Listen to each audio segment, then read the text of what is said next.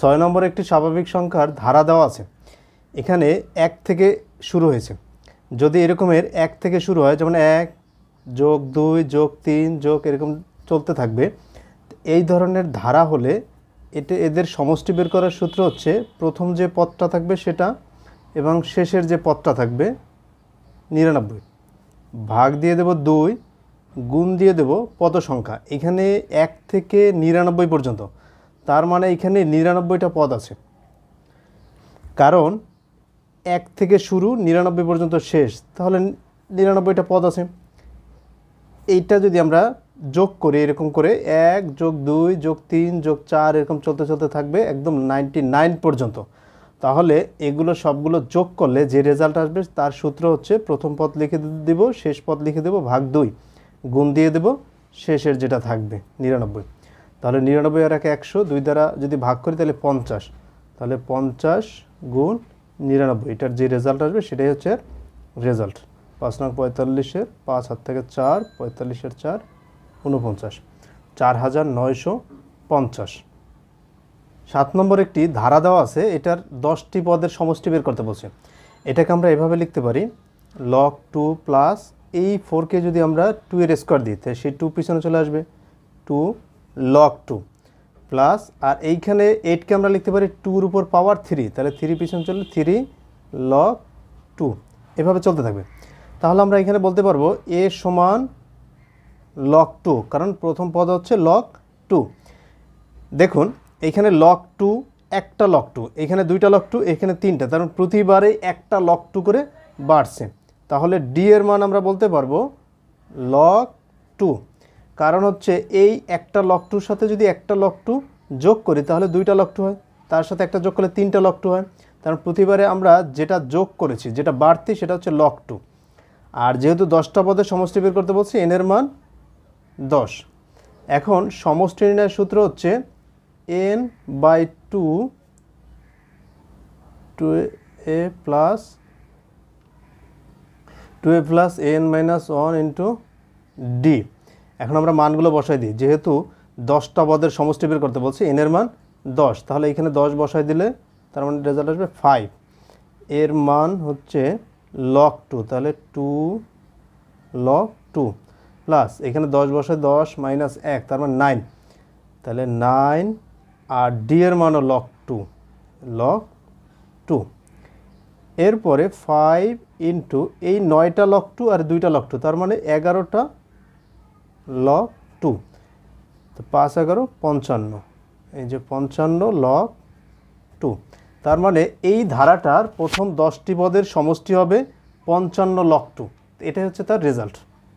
8 নম্বরে দেওয়া আছে 6% হারে, তার মানে আর এর মান 6%। এখন এই পার্সেন্টেজ উঠাইলে আমরা জানি 100 দ্বারা ভাগ করতে হয়, ভাগ করলাম, কাটাকাটি করলে 3 ভাগ 50, কারণ এটাকে 2 ভাগ করলে 3, এটাকে 2 ভাগ করলে 50। Okay fine.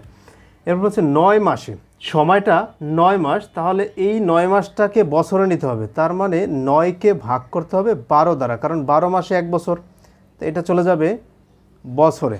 এটার 3 দ্বারা ভাগ করলে হবে 3, আর এটার 3 দ্বারা ভাগ করলে হবে 4। এরপরে যেটা হচ্ছে মূলধন, সেটা ছিল 10,000 টাকা, 10,000। তাহলে এই 9 মাসে যে মুনাফা বা সুদ সেটা আসবে, যেমন আমরা সূত্র জানি I সমান PRN, মানটা বসাই দিই, P এর মান হচ্ছে 10,000 ইন্টু আর এর মান কত পার্সেন্ট, 3 ভাগ 50, আর n এর মান হচ্ছে 3 ভাগ 4। তাহলে আমরা এটা দিয়ে ভাগ দেব। এখন এই শূন্য যদি কেটে দিই থাকে কত, 1000, 5 দিয়ে যদি আমরা ভাগ করি তাহলে আসবে 200।